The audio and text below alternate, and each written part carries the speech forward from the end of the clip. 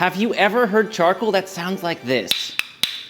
You probably haven't, because that's not just any charcoal, that's Bachan. And if you're serious about making authentic, flavor-packed yakitori, this is what you use. And there's a really good reason. It's been used by Japanese grill masters for centuries. It burns hotter, cleaner, and longer than anything else out there. So today I'm gonna show you why Bachan makes all the difference and how to use it to take your yakitori from good to unforgettable. Now let's go!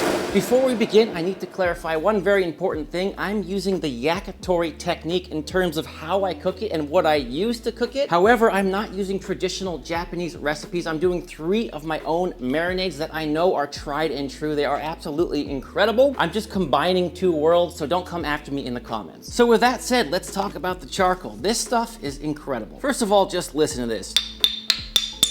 It's called Bachan charcoal, and it is literally the best charcoal money can buy. It sounds like 2 pieces of metal banging together because it's the densest charcoal on earth. Authentic Bachan is made from a Japanese oak tree, and what makes this so special is it burns about 10 times as long as regular charcoal. On the downside, it costs about 10 times the price. And in Japan, only the best yakitori restaurants are using this charcoal because it's so expensive, and chefs prize this because it burns longer and hotter than regular charcoal. It also produces minimal smoke, so you really just get the authentic flavor of the meat you're cooking. The first marinade we're gonna make is this Indonesian chicken satay recipe. It is absolutely packed with flavor. It utilizes fish sauce as the umami and the salt, and trust me, this is incredible. And I'm just using a food processor for this, starting with fish sauce, whole bunch of garlic, a little bit of chili, lime juice, lemongrass, although if you can't find that one, just leave it out, curry powder, and to finish, some lime leaves. If you don't have these, just leave them out. Lid on and blend.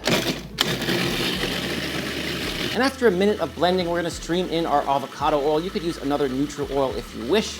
And that's all she wrote, my friends. And let me tell you something, my friends. That flavor, you will never forget in your life. And paired with chicken, holy shit, insane. And for the chicken recipe, I'm gonna be using chicken thighs. You could absolutely use breasts if you like. Although I will say chicken thighs are definitely more forgiving. And I'm gonna clean them up a little bit, but I wanna leave a little bit of that chicken fat on as well. It's gonna help them grill up nicely. And with these thighs, I'm going for bite-sized pieces. I'm aiming to get a similar size for all my little yakitori sticks today. Nice little piece like that, looks pretty good to me. And on with our marinade. This marinade is really strong, so about 2-3 tablespoons per pound of chicken will be fine. It doesn't look the best, but it tastes the best. Isn't that true for everything? Chicken fried steak, biscuits and gravy. We'll give it all a really good mix. And a little word of caution about this marinade, it is super potent. I wouldn't do this like 24 hours personally. I would do it about 3-4. Because the fish sauce has so much salt in it, if you over marinate this, it is actually gonna dry out the chicken in not a nice way. It'll definitely be edible and delicious, but I think it's just best with a shorter marinade. And for all our recipes today, I'm using these 8-inch wooden skewers that have been soaked in slightly warm water for about 2 hours. And for our chicken thighs here, we're just gonna go ahead and skewer them up. Careful you don't stab yourself here, and make sure you leave some room on the bottom for turning. And just take your time. This is one of those tasks that's always better with a few people. And when I do chicken skewers, I like to put them on about like so, and then I just take the whole thing and I just kind of squeeze it a little bit. It may seem gross, but it helps it get really nice and uniform, which in turn helps it cook evenly, just like that. And speaking of evening things out, I think a lot of us grow up with this idea that your life should be totally sorted out by your mid-30s. I mean, we're supposed to have clear goals, a solid job, a family, and a vision of where we're going next. But the truth is, it almost always doesn't work out the way you planned, and that can truly mess with your head. And for me personally, and for anyone else who also has ADHD, there is this feeling of getting left behind, like we're constantly needing to catch up. It's a terrible feeling, and it kind of never goes away. And instead of actually discussing these feelings I was having with someone, I just jammed them down and pushed forward, which is what the vast majority of men are doing these days, and trust me, it is not the way forward. I used to think that therapy was just for people that were experiencing some drastic crisis, and that's really not the case. I started therapy a few years back now, and the simple process of getting what's on your mind off your mind and having someone sort of dissect it and then feed it back to you in a way that you couldn't see is extremely helpful. And if that sounds good to you, then definitely check out the sponsor of today's video, BetterHelp. They make the whole process of starting therapy so much easier because it's fully online. You simply fill out a quick questionnaire and you are matched with a new therapist in as little as a few days. And the best part is, if it's not the right fit, you can switch to a new therapist at no extra cost. And with over 7,000 reviews and a 4.3 rating on Trustpilot, BetterHelp is a platform you can trust. If you think you can benefit from therapy, just click the link in the description or go to betterhelp.com/ThatDudeCanCook to save 10%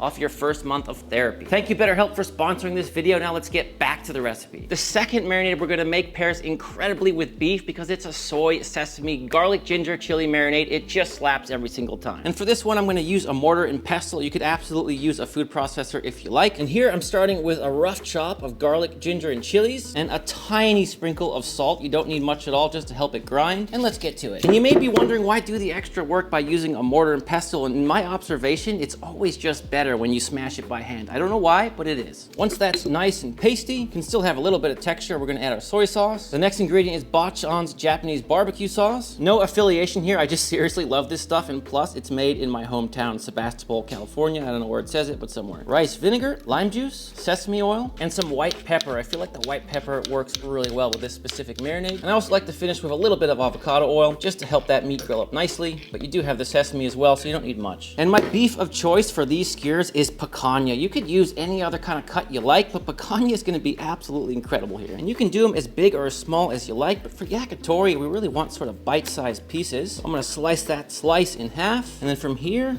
I'll just do my best to slice it into these nice little squares. Remember, your meat's always gonna shrink out on the grill. I think this is a nice size for our yakitori. And for these kind of soy-based beef marinades, I would encourage you really not to over-marinate it, because if you do that, it gets way too salty, and it just becomes unappetizing, honestly, and it takes over too much. Just give it all a really good mix in. My God, whenever I put this on beef, I'm like, I want to eat it right now. And what's so awesome about the picanha here is we have that layer of fat on every piece, which is just gonna make it so good for grilling. It'll sort of self-baste in beef fat as it cooks over the charcoal, and it's just gonna be an incredible bite. So what I usually do for these soy marinades is 2, maybe 3 hours, and that's it. And it's not just the soy, it's the ginger in there. Ginger has these enzymes in it that absolutely destroy proteins, right? So you just can't leave that too long. And with our beef here, I'm just gonna poke right through the middle. I want that fat end to be off to the side. If I were to do it long ways like this, once I stack on the next piece, that fat is trapped, right? I want the fat to grill and render, so we want to do it like this, so we have that fat on the edge. Definitely leave yourself some room on the bottom for turning, and I'm gonna do about 5 or 6 cubes per stick. Something just like that looks great to me. That is a really nice skewer. The third and final marinade we're gonna make today is miso black cod. This was made super popular at the restaurant Nobu. It is an incredible recipe if you've never tried it. Gonna be amazing outside over the binchotan charcoal. For this recipe, we're gonna be using sake and mirin, so if you don't drink alcohol or cook with it, you really can't make this recipe. You need it for this one. Then with the sake,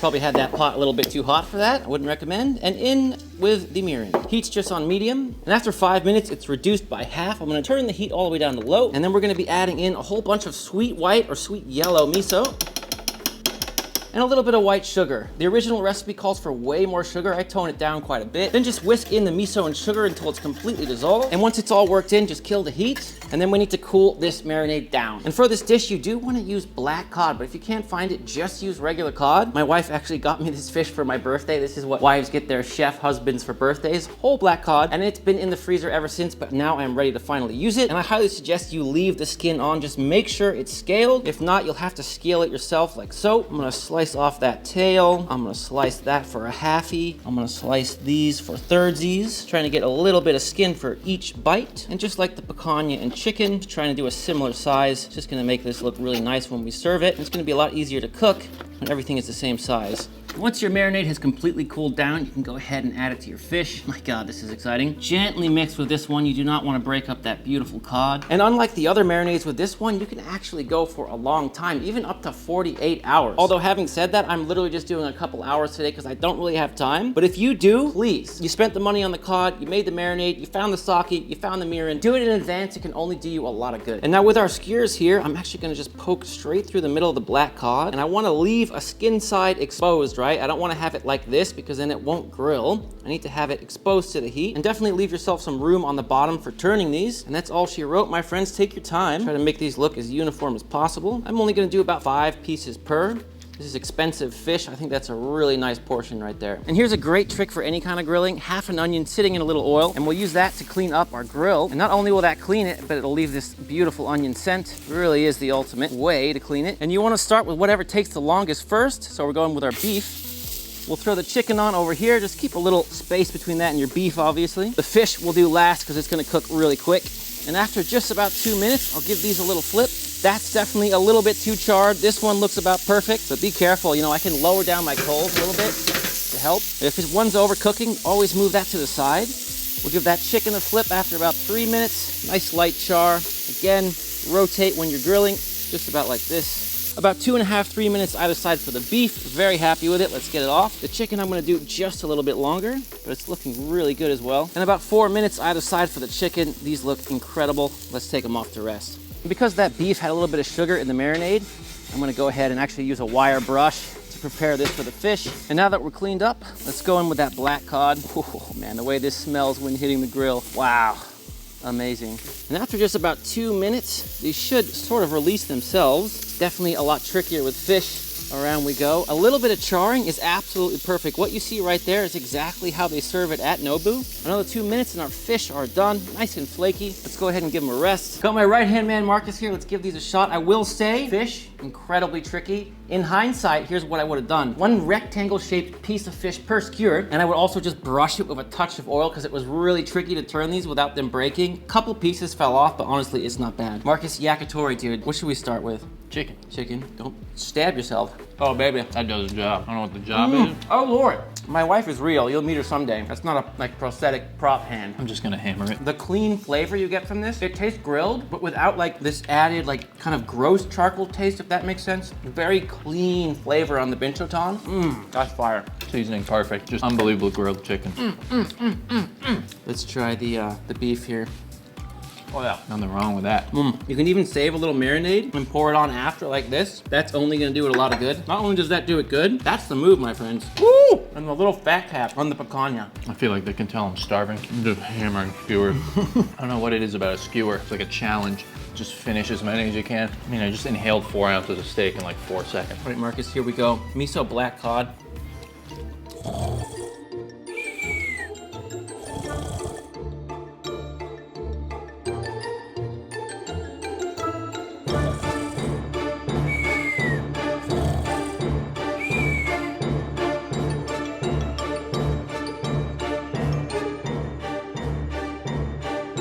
Oh my God, I think that's my favorite. Dude, it's just butter in your mouth. It's just butter. Such buttery fish. I don't need a lot of cod. It really does taste like it's like leaking butter. Oh God, it's so good. If you can get some black cod, that's worth a birthday dish. By the way, my friends, you can just cook that in the oven. A lot of people do. They even broil it to get that kind of blackening effect. But man, the flavor is so clean. And as you saw, I was cooking these. We're trying to take thumbnails and do all this other stuff. They got a little bit too charred, but because you're using binchotan charcoal, do you taste any burn, like bad burn flavor? Because I taste literally none. Like as I'm trying these, there's just none of that. It's just great. And that is the benefit of binchotan. Like incredible, my friends. Make it. My friend, thank you for watching today, and I hope you're inspired to make some yakitori of your own. Have fun with it, be creative, keep it light. And if you're a fan of written recipes, definitely check out my Master in the Making ebook. That will be linked in the description below the video. You are the master in the making. I want you to become a better chef, and that book will help you do it. And if you want to keep learning today, here are 2 more incredible summertime grilling recipes that I know you're gonna love. That shawarma right there is absolutely unbelievable. Otherwise, I shall see you next time, my friend.